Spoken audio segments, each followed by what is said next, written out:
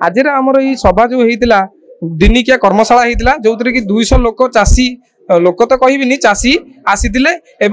शुभ उद्घाटन करते एमएलए सार आसिक शुभ उद्घाटन करते से आमर विभिन्न ज्ञान कौशल प्रयोग करी केमिति चाषी भाई मानकर उन्नति हे से विषय में विभिन्न आलोचना मान है एवं खाଇବା पीवा व्यवस्था होता जो मैंने कि आज ये खाईकि ही जी आज्ञा देखो ये जो मैंने उद्यान कृषि करुँच कि पनीपरिया चाष करुँच कि फल चाष करुँच ही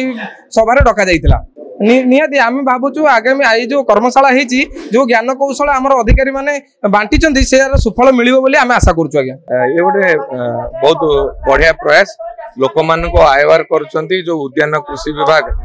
किभली भाव में लोक मैंने जापार बेले बेले पोक रोग पोक ए देखते जोटा आखिरे देखा जाऊना माइक्रोस्कोप आनी लोक जन दौरान प्रेस्क्राइब कर दौरान यही मेडिसिन यही भाग में पकड़े से पोकटी मर फसलटी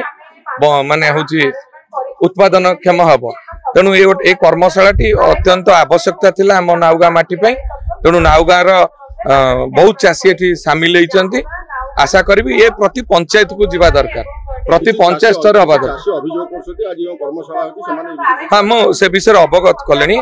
एपरिक चेयरपर्सन जानी नथिले मुझे बाहर अलकाश प्रोग्राम फोन कली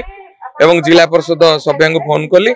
एवं एथिरे मध्य आत्मार अध्यक्ष पूर्वतन अध्यक्ष एम समस्त सरपंच समिति सभ्य समस्त इनवॉल्व करिया कथा।